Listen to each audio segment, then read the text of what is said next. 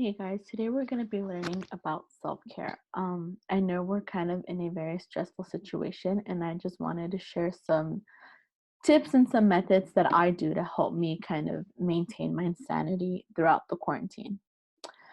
So, self-care, it's basically just doing things that keep your mind, body, and soul happy by releasing the stress that's built up. So, you can get stressed by being frustrated or worried, and when you build it up and you don't kind of release it or find a way to burn it, you get burned out. And burnout is when you physically and mentally cannot function. So, in other words, burnout is when you just say, I can't, and you just stop caring and you don't try your best. Breathing exercises are when you take in a breath, you hold it for about 5 seconds, and then you let it out. This is supposed to kind of slow down your heartbeat so that way you're not getting like all excited or accelerated. So when you're taking in a deep breath, I suggest when you count, kind of count like saying one Mississippi, two Mississippi. Because if you count, you just go one, two, three, four, five. That's not really enough time for you to hold in that breath. You're kind of just going to be like, and that kind of breathing is kind of similar to hyperventilating. And that's something that people with anxiety, they experience hyperventilating. So they breathe in and out really fast. So they're not really allowing their body to come down. My favorite thing to do is music meditation. So studies show that listening to music reduces anxiety by 65%. Certain music is supposed to slow down your heart rate and make you kind of drowsy. So that means it makes you kind of sleepy. So you're in a really, really relaxed state. You can listen to any types of music that make you happy. For example, I know when I'm kind of having a bad day, a song that really gets me excited is Happy by Pharrell Williams. It's in the Despicable Me movies. I don't know, just something about like the song makes me really happy. But I also like to listen to classical music when I'm studying. Um since it's really quiet and it's just instruments, you're not distracted by lyrics. You're kind of just focusing on the sound. A lot of people relax to ASMR. It's like the tapping and the slime play. I mean, if that's what relaxes you, that's fine. You can also listen to running water or tropical sounds. I know sometimes when I'm doing homework, I like to listen to like a YouTube playlist of like raindrops. I don't know. I love the rain, so listening to that kind of suits me. And there are so many sounds and music you can listen to, but I'm going to show you guys just kind of like a quick little snippet um of this song that was created, and it was created with sounds that are supposed to help you relax. All right, so I'm just going to show you guys like a couple of seconds of it. It's called Weightless by Marconi Union.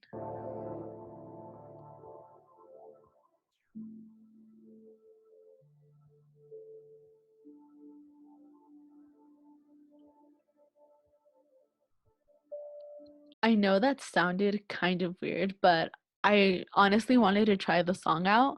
So I sat down and listened to the entire song, and you really do feel calm. Something about that song really does kind of slow your heart rate. Another type of music you can listen to is called binaural sounds. I know those were also created by like scientists, and it's supposed to kind of make you drowsy and sleepy, and it's supposed to like trigger these really cool dreams. I haven't listened to it yet, but I mean, if you guys want to try it out and let me know. Another thing is a spa day. I know when you think of spa, you think of like it being just for girls, but that's not really the case. Spa days can consist of massages. You know, you can have a ask a family member to give you a back massage, or just personally, um, I know when I'm really stressed, I like to just kind of massage my hand. So I'll get my thumb and I'll rub it along the palm, kind of like hard, not hard enough to hurt you, but just like enough to put pressure on the muscles, and that relaxes you. You can also pinch the bridge of your nose, so that's kind of like where your eyebrows are. That's supposed to also be like a pressure point that's supposed to relax you. There's so many different things that you can do for massages. um you can do a face mask. I mean, you can always take care of your skin. You don't just have to be a girl to do that. Painting your nails, that's kind of for girls, but for me, I like to paint my nails because it helps me focus on one thing, and that's making sure the whole nail is coated in nail polish. So it makes me feel like I have control, and it kind of calms me down. Another thing you can do is lay down in the dark. Since our eyes are exposed to laptops, cell phones, televisions, all of that. Sometimes our eyes need a break. So doing that, and I like putting an ice pack on my head because it just kind of cools me down.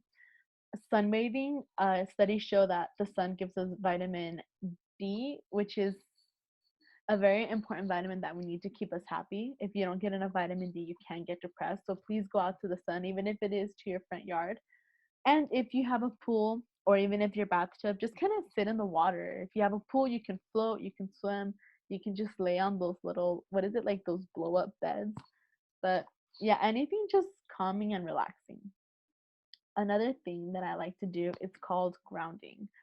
Um, Grounding is something that I actually discovered, or didn't discover, it was something that was shown to me back in 2017 when I took a spiritual trip with one of my professors. So she took us to Arizona to Bell Rock, and when we were there, we meditated, and then she kind of let us split up and do our own thing. And I got this urge being in that mountain to kind of take off my shoes and just step on the dirt.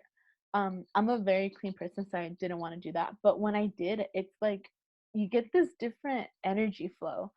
So grounding is actually a deep form of meditation.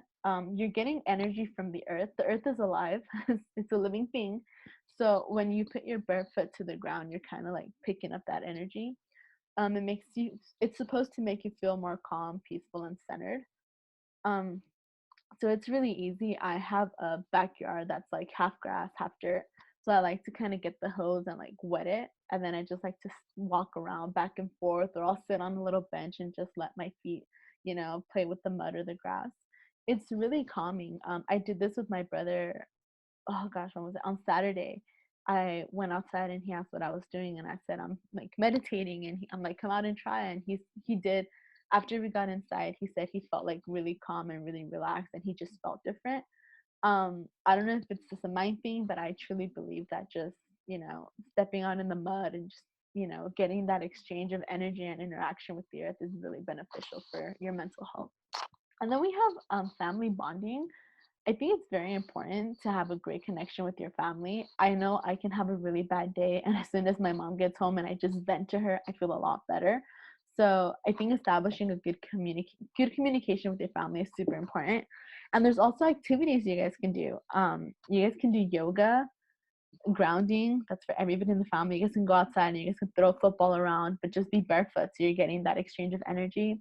Meditation, where it's just you sitting quietly, focusing on your breathing, floating in the pool. One thing that my family loves to do is we love water fights, not necessarily water balloons. Like we'll just fill up cups of water and like wet each other. We actually did that on Sunday.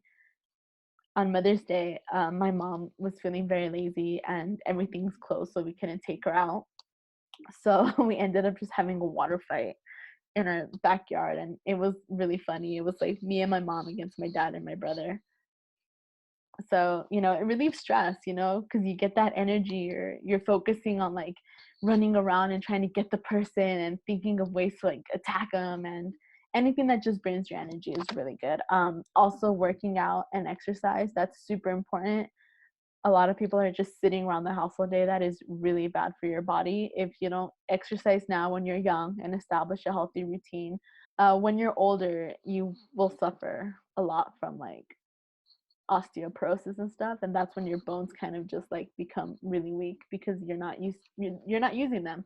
So those are just fun things you could do with your family. So these are two quotes that I found, and I felt like these really explained very well why you need to take care of yourself, of your mental, physical, and emotional self. It doesn't matter how old you are, you react to certain things, you feel certain things, and I think it's important that you know how to deal with those emotions, or how it is to kind of air them out and acknowledge them in a healthy way. So I'm gonna do this one on the blue side because it's kind of like one of my favorite ones. It says, "An empty tank will take you exactly nowhere. Take time to refuel." And the pink one is, this one over here is self-care is giving the world the best of you instead of what's left of you. And that is so true. Self-care is giving your all, not just giving a like half-tried job. These are just some things that I've been doing at home with my family. I just wanted to share them with you guys because I know this is a very stressful time. Please let the Reach for the Stars Facebook page or the comment section below on the YouTube to know if these helped you guys out. And I hope you guys are all staying safe. Take care, and I'll